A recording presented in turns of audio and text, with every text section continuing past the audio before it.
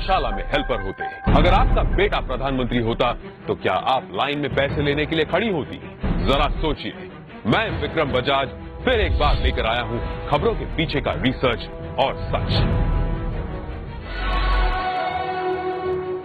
इस देश में परिवार में एक बंदा पॉलिटिक्स में जाए तो परिवार में दूर दूर तक सारे के सारे पैसों के ढेर में खिलते हैं। तभी आज हमारे पास हैं एक ऐसे नेता जो देश की सियासत की सबसे ऊंची कुर्सी पर बैठे हैं, लेकिन उनका परिवार कैसी आम जिंदगी जी रहा है। नरेंद्र मोदी के बड़े भाई सोम भाई मोदी खुद तो मानते हैं कि वो नरेंद्र मोदी के भाई हैं, पर उन्हें पता है कि प्रधानमंत्री के लिए सिर्फ 125 करोड़ देशवासियों में से एक है। छोटे भाई पंकज भाई गुजरात सरकार के माहिती विभाग में साधारण सी नौकरी करते हैं। दूसरे बड़े भाई अमृत भाई एक प्राइवेट कंपनी में फिटर के तौर पर रिटायर हुए हैं। आज भी उनके परिवार में से किसी ने एरोप्लेन अंदर से नहीं देखा। मोदी जी के दूसरे छोटे भाई प्रहलाद मोदी एक फेयर प्राइस शॉप चलाते हैं। उनकी 95 साल की माताजी नोटबंदी के बाद पैसे निकालने के लिए खुद लाइन में खड़ी दिखी थी। अब जब हम छोटे थे तो हमारा गुजारा करने के लिए वे अड़ोस पड़ोस के घरों में बर्तन साफ करना, पानी भरना, मजदूरी करना। आप कल्पना कर सकते हैं कि एक मां ने कितना कष्ट उठाया।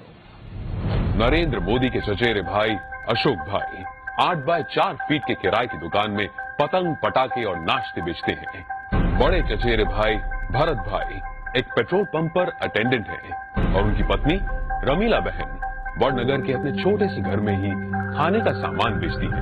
मेरे देशवासियों, मैंने घर, परिवार, सब कुछ देश के लिए छोड़ा है।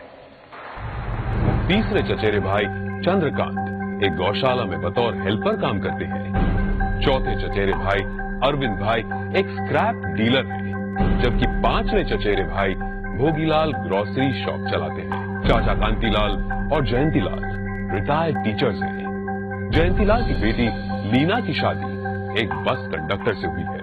मतलब कि देश के प्रधानमंत्री का जीजा एक बस कंडक्टर है। अरे हम तो फकीर आदमी हैं, झोला लेके चल पड़ेंगे जी। परिवार को मोदी जी पर बड़ा गर्व महसूस होता है, लेकिन उन्होंने इस बात का कभी गलत इस्तेमाल नहीं किया। अब जरा सोचिए, दूसरी तरफ है यूपी के मुलायम सिंह यादव और अखिलेश यादव परिवार, जो सत्ता की खींचतान में अपने स्टेट, अपने लोग, अपनी जिम्मेदारियां और अपना होश तक भूल चुके हैं। गांधी परिवार जिसने अपने परिवारवाद से कितना बड़ा पॉलिटिकल एम्पायर खड़ा किया, और बिहार के लालू प्रसाद भी अरबों खरबों के घोटाले कर अपने खानदान को माला माल करते आए हैं। कश्मीर में भी लोगों का जो होना हो वो हो, लेकिन अब्दुल्ला परिवार के ऐशो आराम में कोई कमी नहीं आई। अब जरा सोचिए, नरेंद्र मोदी ऐसे कैसे प्रधानमंत्री हैं जो इतने बड़े पद पर होने के बावजूद अपने परिवार के लिए कुछ नहीं करते हैं? क्यों?